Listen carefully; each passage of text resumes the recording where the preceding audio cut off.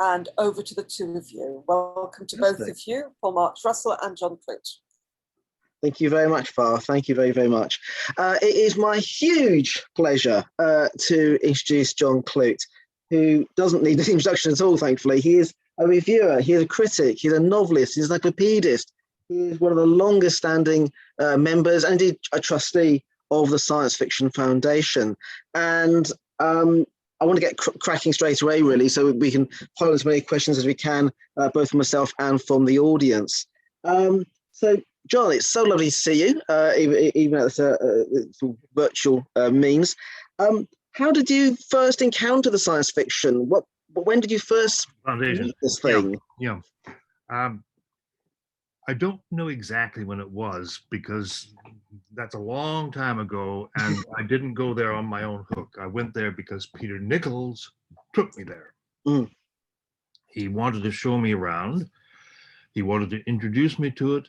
And this was part and parcel of his beginning to think about using the Science Fiction Foundation as a slightly theoretical, but in those early years, actually genuinely effective ginger group, and the library as a source, an unusually large source at that time of texts, so that he could begin to think about his doing primarily and my doing as a consultant, contributing associate editor, the Science Fiction Encyclopedia, which was in its inception entirely bound into the world of the Science Fiction Foundation, to Barking, to Peter as a creator, and as the instructor for the Northeast London Polytechnic.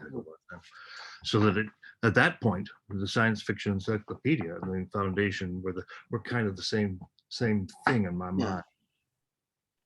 So is that first edition of the SF Encyclopedia that kind of really brought you in to the SF Foundation then? Yeah, they didn't get published in 1979, but we were working on it 5 years earlier. And I met George Hay for the first time properly, probably about 1960, 73 at the latest. George Hay was a very, very remarkable person. I think he kind of went on about him a little bit. He was what you might say a kind of ancient mariner. He was an ancient mariner for his concept of science fiction, which he thought not only needed to be argued for, but he thought it could be argued for in ways which were absolutely irrefutable and would change the world. He was of the tradition that thought science fiction was, as it were, the handmaiden of change. Yeah. And if he had a flaw other than buttonholing you, it may well have been that with most people who create ginger groups, there is a kind of gap between the execution of the thought and the execution of the thing itself. The number of times over the next decade or so that George would come up to me or to somebody else and say, I've got this great idea, I've met this great guy, all you have to do is just this. And it kept the acoustic alive. And it kept us alive to a certain degree, because the foundation itself, I was listening to the panel, and none of them is old enough to really understand what a precarious entity it was for many years. Yeah, I want to come to that. Sort of chronologically, if you want to ask more specific questions, because this kind of conversation can kind of exfoliate, and I'll go all over the bloody place. So you got to bring back to the line that you want me to. Yeah, follow. I definitely want to. I would definitely come to those trickier stages in the history of the SFF. So George Hay was really kind of like the ideas sort of factory in a way, and then you got Peter Nichols, and I suppose you got Charles Bowen, who are kind of trying to mold those ideas into something which is vaguely academic, shall we say, and that kind of really intriguing mix. I'm trying to remember who they were, because there was Charles Barron, of course, who who was the first chair, I think, and the first editor of the foundation.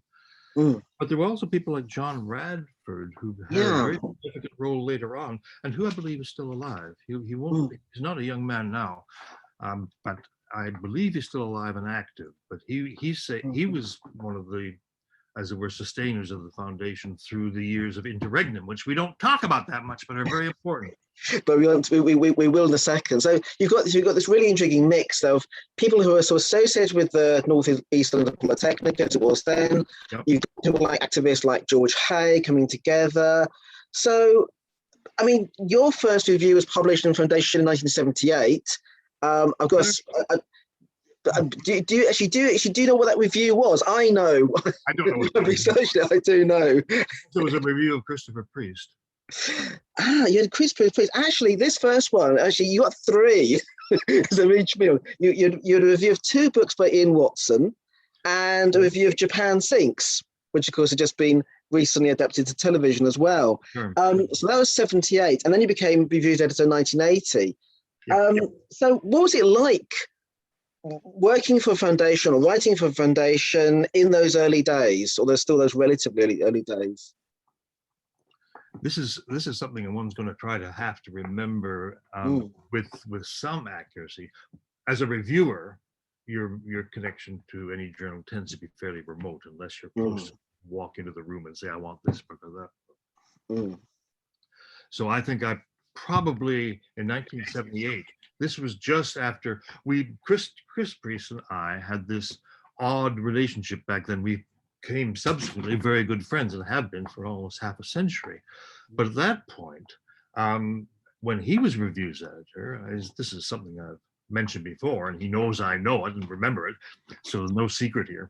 He said that I would publish a review in Foundation over his dead body. And indeed, he had to die and go away and be no longer the reviews editor before I published.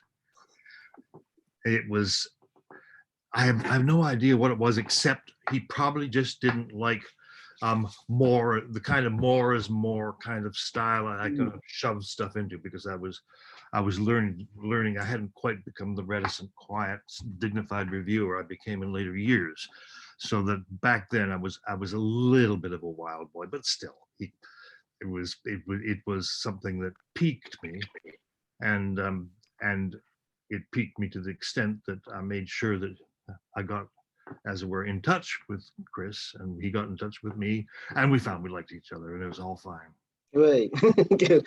And then you became, and then you yourself became reviews editor in 1980. So how did you describe your approach to the review section? You were there for 10 years, more or less, and Sure. You and the importance of reviewing in Foundation. How did you sum of those things up? It wasn't deliberate on my part, but seemed to be an inevitable kind of thing because of the smallness of the community, and because I wasn't too much interested in academic studies of science fiction at the time. There weren't very many. So I had a principle which I evolved moderately quickly and articulated, that my sense was that I would ask somebody to review a book. I would not indicate to that person how I wanted the book to be reviewed. I would not indicate anything about length, about point of view, or about relation to academic studies of a particular book. And I would commit to publishing the review, whatever the fuck it was. I would not significantly edit that review, a matter of principle. But if somebody turned out to be a dud more than once, I would not ask that person again to write. So what happened is that I think in the end, I got some really very, very interesting long reviews from people like Gary Wolf or Greg Feely or Brian Stableford, 2 or 3 others would come up with 2,000 or 3,000 words because they wanted to write them. The other thing was that impacted upon what I was doing, and it was not a matter of principle, but just of convenience. I don't want to be terribly boring, but I jotted down some of the names that I remember reviewed more than once for me. every single one of these people I knew personally. The field was much smaller then. Yeah. Um, Yeah, we mentioned that in the panel. The Yeah. expanded form of this review, I can take 2 or 3 minutes and read the names if you really want to hear them. But there are 20 or 30 people, Mm. and they run through. There are a lot of them are authors, a couple of critics like Gary Wolfe, a couple of the people I brought in personally, like Neil Gaiman, who became part of the council later. Yeah. We can talk about that. And that's really what I did. Yeah, I mean, I eventually got tired, as one does, and got lazy, as some people do. I certainly did, and was happy to give over to Colin after I think 47 issues. It was a long yeah, time. it was. I mean, you were there. You were reviews editor all the way through the 1980s, and I've been working on the kind of compiling a cumulative index for Foundation, most of which is now up online, and it's really fascinating looking at those reviews. It's a real engine in the journal in the way that it really contributes that sense of argument and debate. And I was wondering whether argument and debate were two of the things you were really looking for in those kinds of reviews as well. Probably, given my mental condition at the time, I was looking for argumentativeness rather than argument. But yes, I was attempting to look for argument. I was attempting to get it as much present tense as possible. Academic journals tend to be very slow in their publication of reviews. Yeah. And yeah, I don't think I solved that problem, but I pushed always to get reviews published as fast as I could. I think One other thing, just saying that I'll stop entirely about this, was that I did have a principle that if I ask somebody for a review, I am not asking that person to, excuse me, there's a lot of pollen in Camden Town right now. That's better. I was not asking that person to submit a review to me. I was commissioning it. Yeah. I mean, and the other thing, different from some of the academic journals now, and some of the journals that I have ceased to work for, because I will not myself respond to a request for copy from a professional writer and have it treated as a submission. So I stopped writing for the Los Angeles Review of Books, for instance. Fair enough. Yeah, absolutely. And again, I think that's there's another aspect to that period was your time as reviews editor coincided with David Pringle editing the journal, and 92 yourself, David Pringle, Ros Kavanagh, who was we were mentioning earlier was a significant reviewer for Foundation. Yes.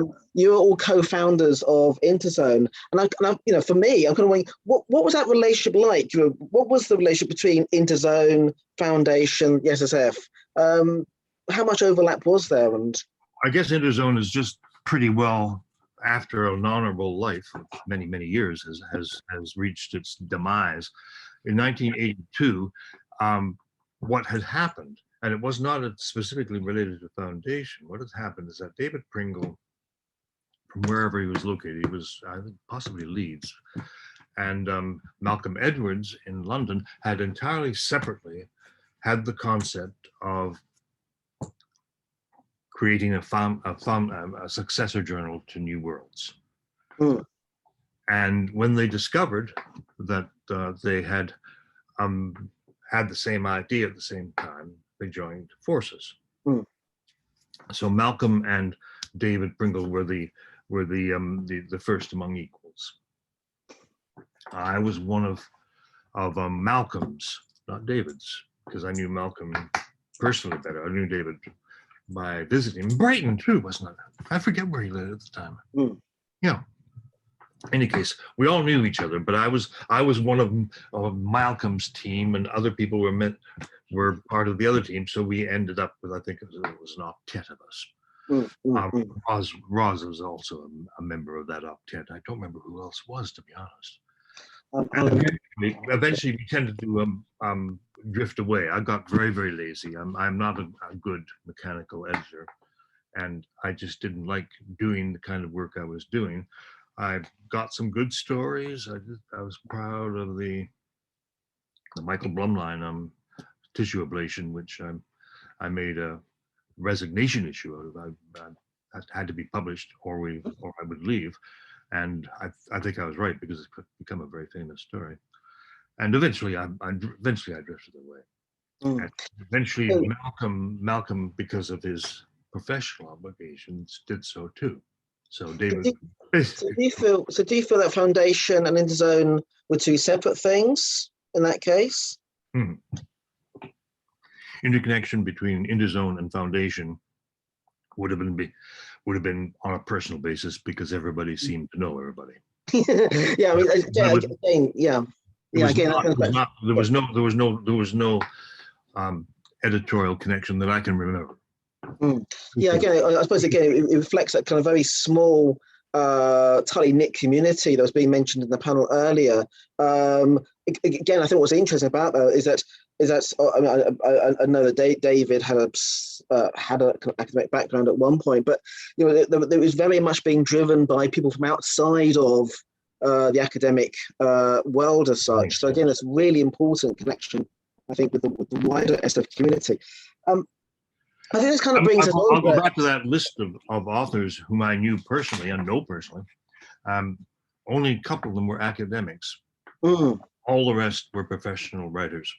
Yeah, That was because that's what I knew. But also, I made a principle of it, I think. Yeah. We might want to go back to a structure of the foundation over time that I'll be as brief as I can.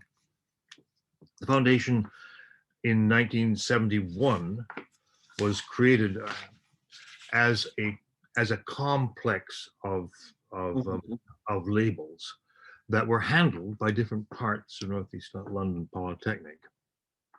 There was the academic side. The administrator of the SFE was Peter Nichols, who was hired by the Polytechnic to teach.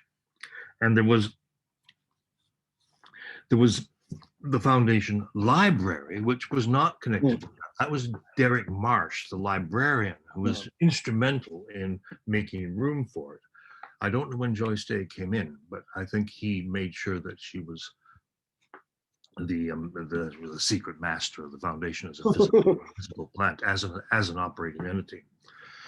So there was this. There were a variety of names and labels, and we called ourselves a science fiction foundation, but there was in fact no science fiction foundation. So I think anybody is on a piece of paper, as it were, creating, as it were, the fever dream of George Hay, who was the ginger person behind everybody getting together. I don't know his relationship to Peter Nichols at that time, but that was obviously germane. Hay and Nichols was a exceedingly hard worker at that time, and very, very bright and intellectually quite aggressive. And he, after issue 4, when he stopped being technical editor and Charles Barron, who was not an active person, stepped down, Peter and later Malcolm and other interlocutors made the foundation what it was, but the foundation had no legal entity. I mean, what do you think? I want to get to the issue of the interregnum in a second, but do you think, sort of feeding into that, do you think that was actually possibly a strength? The fact that, you know, it didn't have a physical entity, couldn't be sort of positioned in one place, and therefore couldn't be, you know, liquidated in a sense. It could be closed down.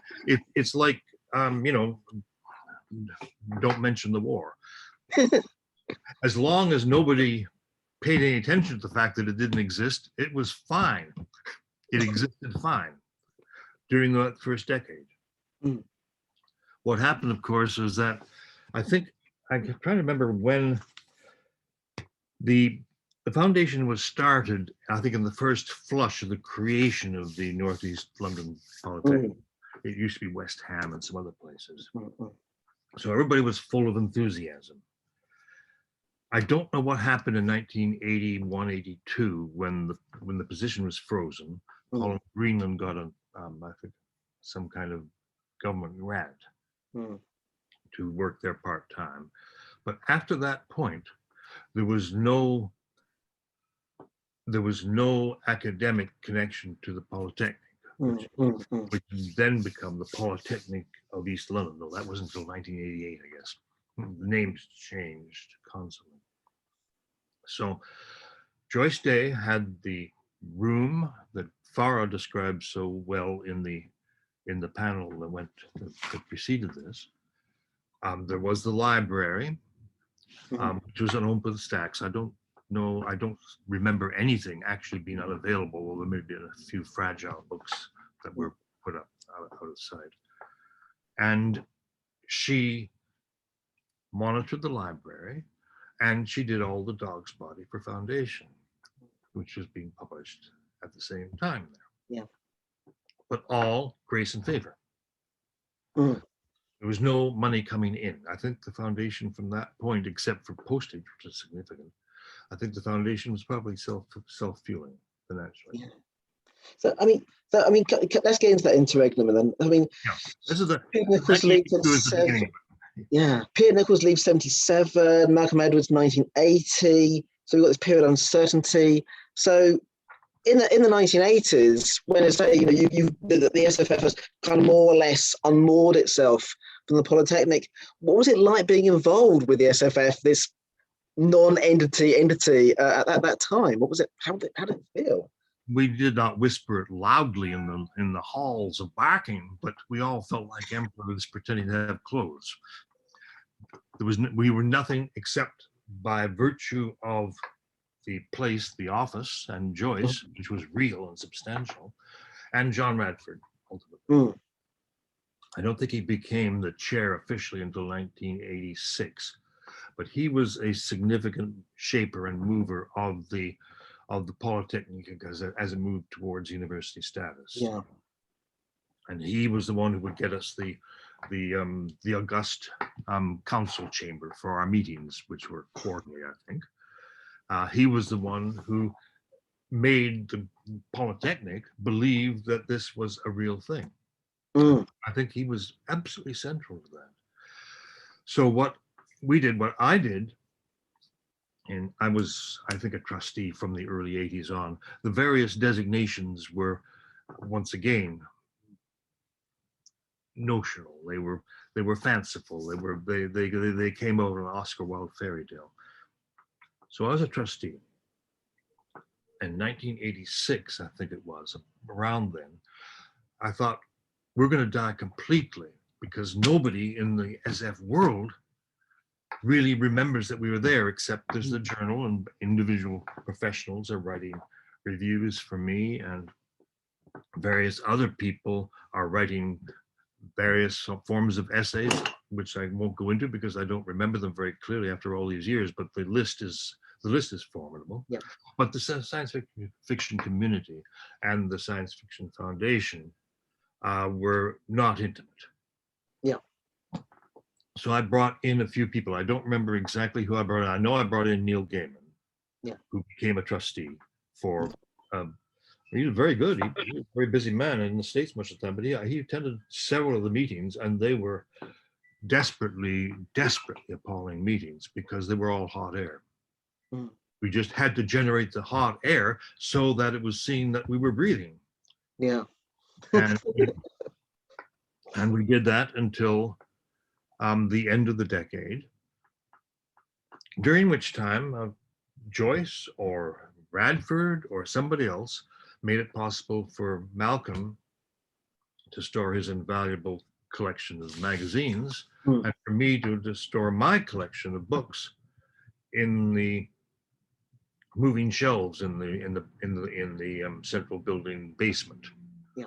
And they stayed there for nearly 10 years. We moved, Malcolm and I, seeing the handwriting on the wall, we together we collaborated, and we moved out about 1989, 1990, which meant that they had no claw into those collections. So, where did in all of this, where did the Friends of Foundation fit in? Were you all now Friends of Foundation? Were you calling yourself that, or when did that come about? I'm trying to remember when the term first came up, but to be friends of something that doesn't exist is a precarious legal kind of situation to find yourself. So we were the Friends of Foundation, and I think Andy can correct me. I don't remember who else was actually talking intimately with the University of Liverpool. And I don't think it was Andy. I think Andy was brought in later. I don't remember who was actually doing the negotiating. I think David Seed at Liverpool was probably pretty important. I'm guessing Edward James. Probably, Edward James. Yeah, that was it. It was Edward and probably David Seed beginning to talk about transferring out from underneath the clause, as we thought of it, of the Polytechnic, which is just becoming a university, which it honored by indicating that they were no longer interested in supporting in any way the only academic journal they had, which was the foundation, and getting rid of us. Joyce is convinced, and I'm convinced, that what they thought was that we had nowhere to go and we didn't have any kind of substance, so therefore they get all the books. What they do with them, who knows? But it didn't happen. Yeah, I see in the chats. Incidentally, I see that Bridget Wilkinson notes that Roger Robinson, of course, our membership secretary, came up with the name Friends of Foundation. So, if he may well have done so in the late 80s, yes, or maybe early 90s. The interesting thing is that as far as Liverpool was concerned, they were accepting the books under the aegis of Friends of Foundation. But it was not until September 1994 that we became a charity. Okay, so that's because Graham in the panel mentioned our charitable status again. Which is a really key aspect of the whole structure of the SFF. It was only then that we actually became an actual legal charity, claiming to own the library, the collection. So that claim was not something that anybody was about to challenge, and now it's written in law, as it were. Yeah, exactly. So in a sense, that's the point where, in a sense, the Friends of Foundation / SFF sort of does become an actual entity in a way once you can actually sort of legally constitute us. Yeah. And as you probably know, the memorandum of agreement between us and Liverpool was not signed until the 26th of January, 1995, by Philip Love and by me. Yep. And I was signing, this gives a sense of the precision of the thing, on behalf of the trustees of the Friends of Foundation. That's interesting. So we had existed for a couple of months at that point. Yeah, that does bring us notification. My next question, which was that signing, and there's actually we have a copy of Foundation where the front cover is indeed of you signing that charter. And what was that occasion like? What was it? Was it? I mean, huge relief. I mean, how was it? What did it feel like? I think there was a lot of relief. We knew that we were in. I think Andy had already been hired. We knew it existed, but it was a great relief to have the honor of actually being a legal entity, conveying in a respectable and dignified fashion our precious heritage into other hands, which had accepted that we owned something that they were going to have a permanent loan relationship to, which the memorandum of agreement, as you know, indicated that either they or we as the foundation or the Friends of Foundation or whoever we were could terminate on a three-year notice. I'm very happy that we never felt it necessary to do so, because Indeed, and I mean, and it certainly goes from strength to strength. For all sorts of reasons, obviously, but in those first 2 years, there wasn't any. We couldn't have terminated anything because we didn't exist, as I keep on saying. I mean, obviously that's also an absolutely great moment, and I believe it's been one of the chambered. Yeah. It was Clark. I can't remember whether Clark was there by video or not, but I think it was video link. Yes. It was a video link, and he laid his benison. upon all of us, and that was very, very well received. And there was another event, and this one has escaped me. Maybe somebody can remember what the actual event was. Oh, I know what it was. It was the Cordwainer Smith Award, Okay. generated by ReaderCon in the States. And I think the first couple of awards would have been given in the mid-90s at some point. And the first award was to Olaf Stapleton. Yeah. It was an award for people who had died. And Olaf Stapleton's son, I think, came to receive the plaque, which I'd brought across from the States.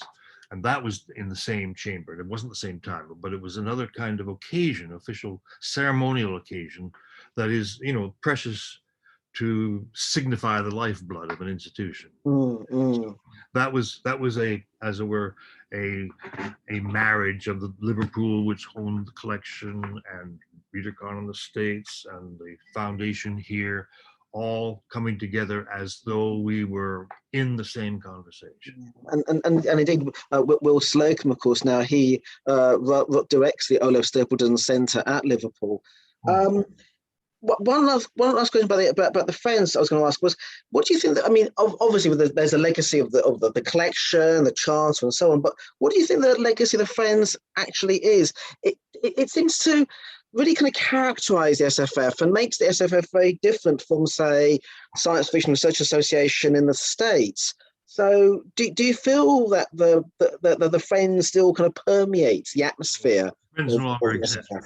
The Friends were legally changed to the Science Fiction Foundation in 2001, and became, in other words, the Friends became the foundation at that point.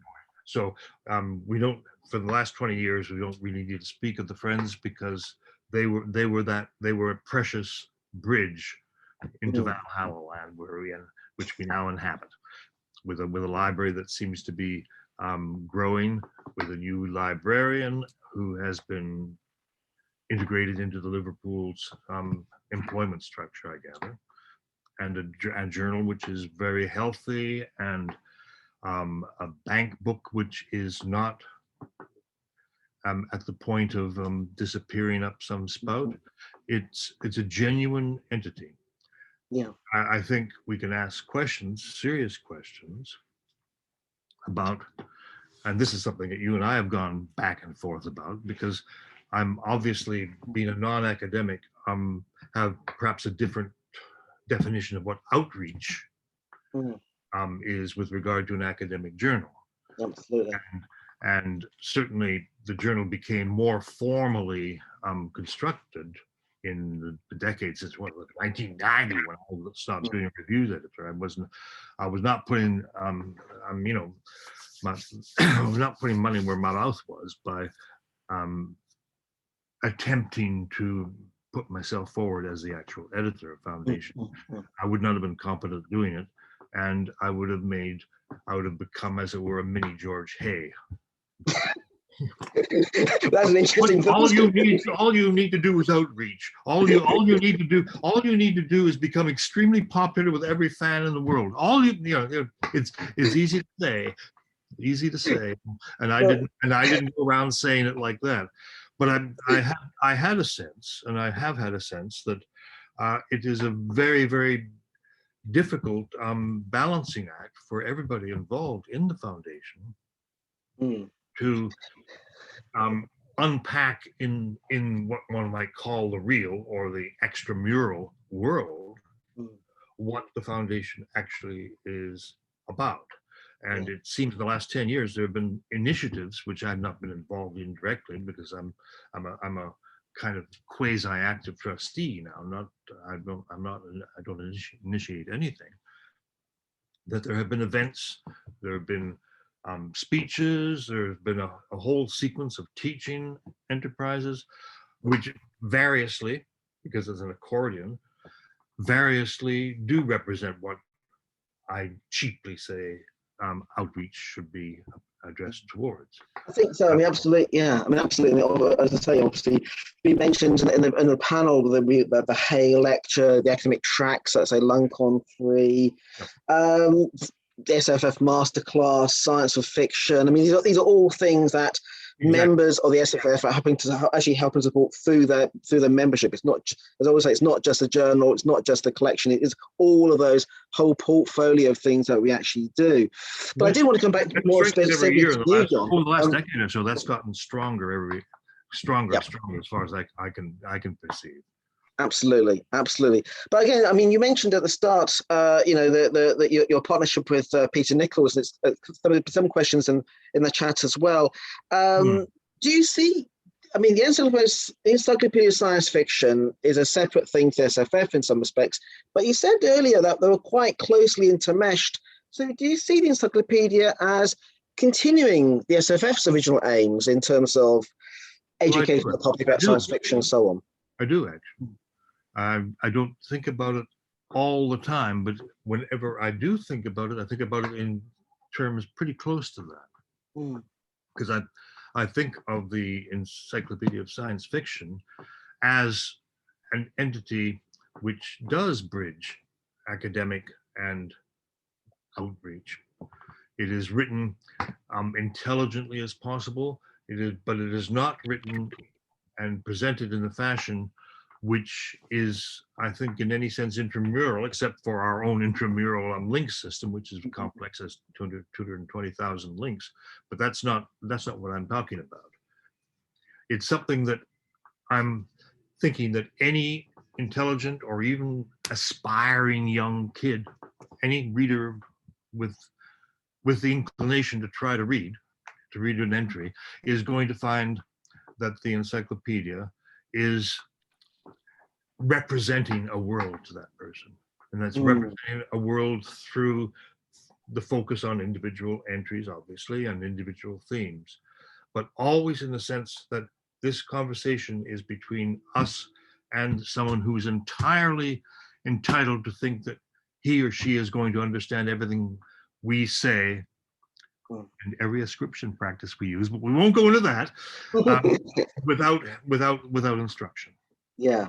Absolutely, and also it's kind of, as you stated elsewhere, the sort of war against amnesia that you've spoken about, and really making people aware of the kind of connections between science fiction, other literatures, other cultures, and so on. I feel very fervent and very passionate. I wouldn't be, I wouldn't at my age be as active in a financially precarious enterprise like the Encyclopedia of Science Fiction. I didn't think that I was actually speaking to somebody. Yeah, each word absolutely. And there's one, and there's one other key thing you've been involved with was very early on, was the Arthur C. Clarke Award, and the SFF continues to appoint 2 judges each year. Oh yes, don't forget Morris Goldsmith. He was in at the very beginning of the foundation too. Well, there you go. The Science Policy Foundation, which was his hat. Yeah, which is another kind of strange non-entity indeed. Yeah, but do you think like the SFF, like the Encyclopedia, do you think the award, the Clarke Award, has helped to expand people's appreciation of science fiction in recent years? I'm thinking like The Underground Railroad, of course, adapted to TV recently, and so on. Yeah, I think it clearly has. It's as years pass, there may be a slight weariness on the part of some of the people involved in the constant attempt to maintain some kind of profile and dignity in a savagely stupid literary world.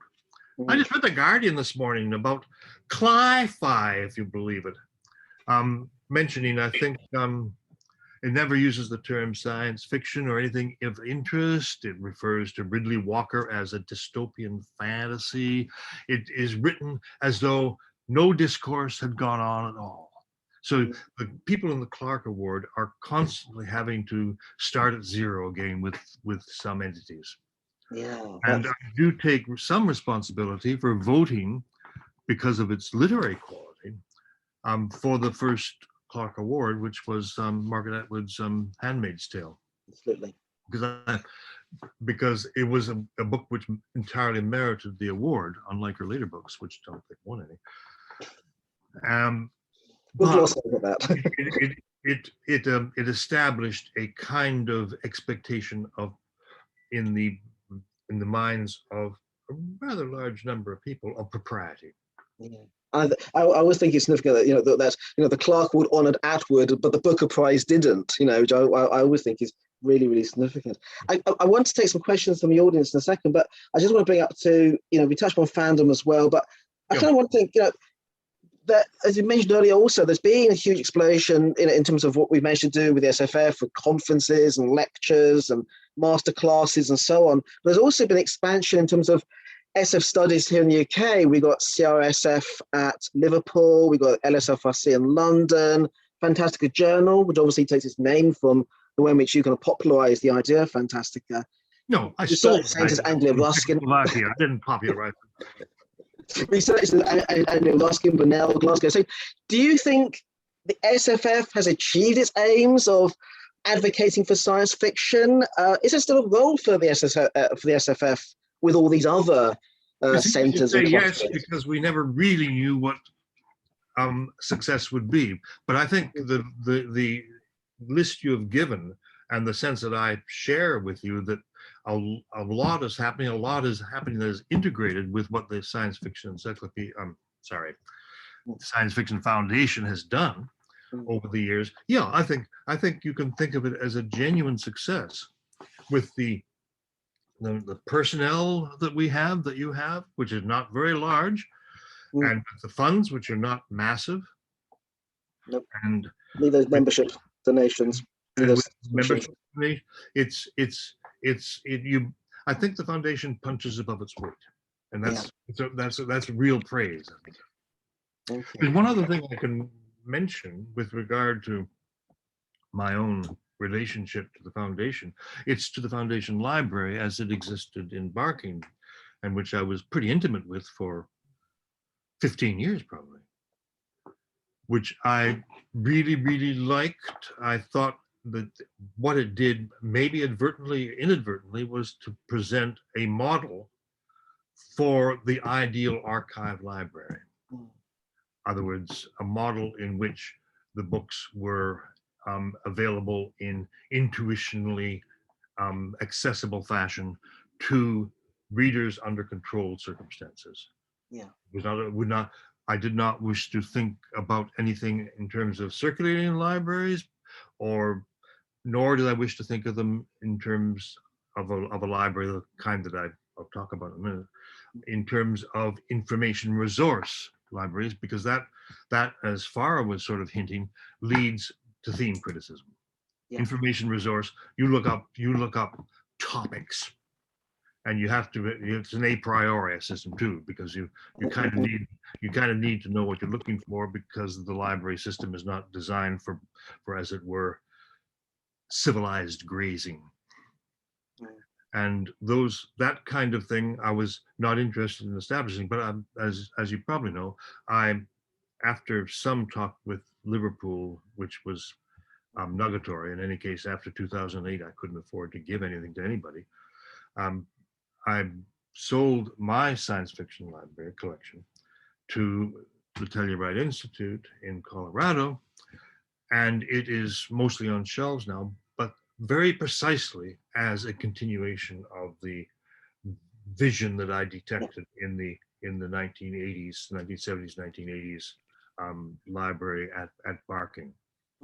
That's fascinating. I want to take some questions before we finish. So we had a question, I think, from David Lally, who was asking, how did your working relationship with Peter Nichols, who is living in Australia, how did that actually operate? How did you manage to edit together? Well, Peter didn't move to Australia until 1988, 89. Oh, okay. And the first edition was intermittent in part by my going to Canada for 4 months in the middle of it, for reasons which are embarrassing and headachy even now. So, but I got back. So we edited the first edition in each other's pockets. Mm-hmm. The first edition never got properly reprinted. The first edition of the Encyclopedia was a, I always forget the term because I hate the thing so much. Not a package. Somebody else buys the rights to it and puts it together. Okay. it'll come back to me. I've had this tick for ever since Lou Elwes of this company did this package. They're called packages. Okay, it was a package. We didn't have the copyright on the Encyclopedia 1979. It was owned by Hugh Elwes.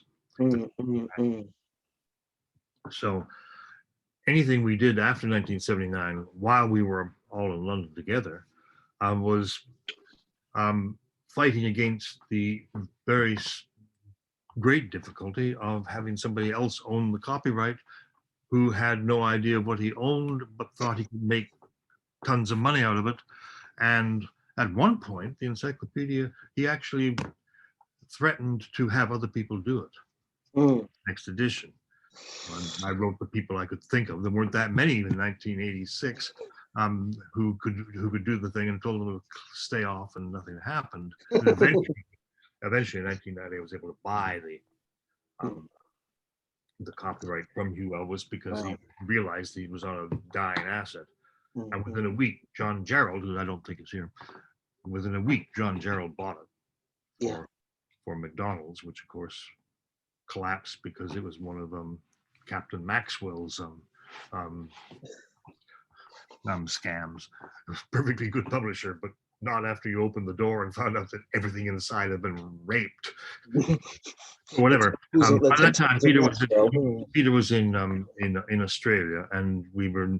This is pre-internet, of course, so it was all by. A lot of it was by fax. Terribly expensive and terribly stupid because the damn thing faded after 3 minutes. But a lot of it was by fax, and a lot of it was handled in a managerial sense by Paul Barnett, John Grant. Who was very important in second edition. Afterwards, things got really complicated, and it wasn't until my 60th birthday in 2000 when Peter came back to here, and we had a good reunion, that we were back on, as it were, competent speaking terms. Things got very, very complicated. But in the last 19 years of Peter's life, he was once again involved in the encyclopedia. Long answer, sorry, but it's 40 years of history. No, it's fascinating. There was another question, I think, from Joel Walton, who was asking, from your perspective, was there a desire to bring science fiction into the academy, or was there a suspicion that universities might ruin everything? So what were those tensions, I suppose, that Joe's referring to? And that's again a kind of an accordion question. Very, very initially, we didn't think the universities had the interest or the power to ruin everything. For a period of time, everybody was a bit afraid that the kind of academicized, theme criticism oriented focus on extractable figures. I think it was I don't know who else was talking about these figures, asking about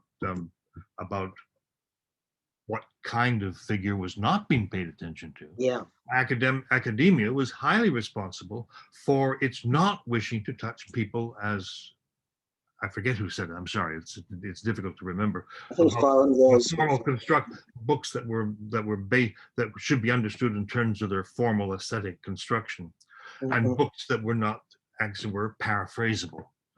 So an author whom I always bring up, like Gene Wolfe, is not going to have very much critical attention. He's a hard nut to crack. Certainly a theme critic is not going to have much fun.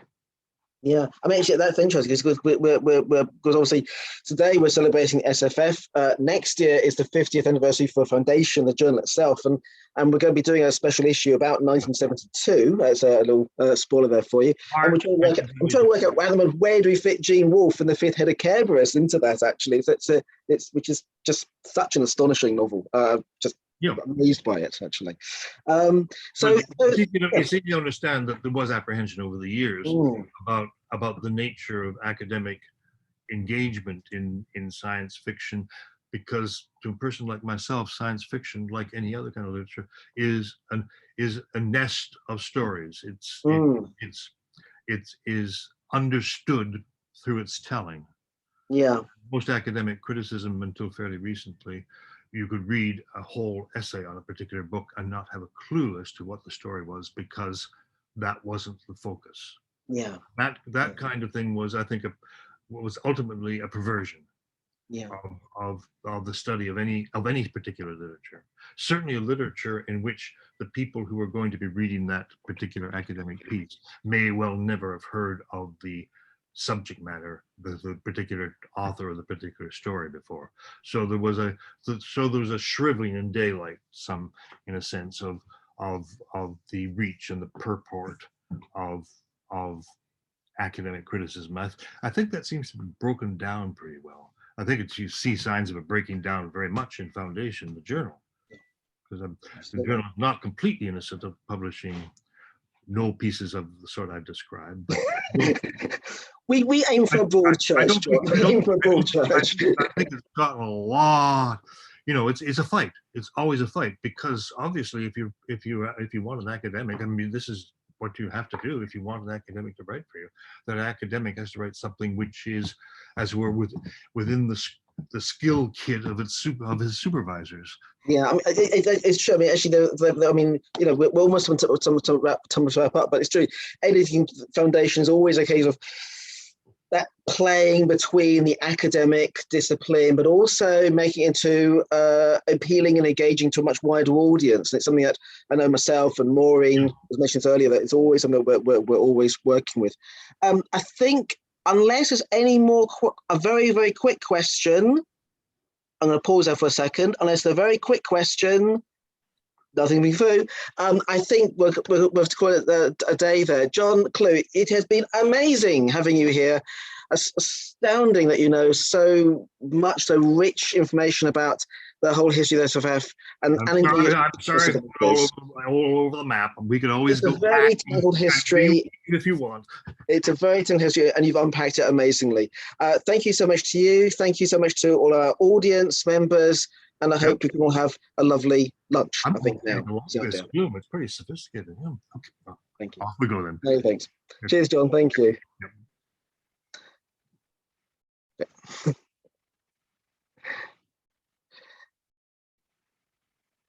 Okay. Thank you, everybody. And I think we end the meeting there. Can everybody hear me? Yep, I can hear you. Excellent. Thank you very much to both Paul and John.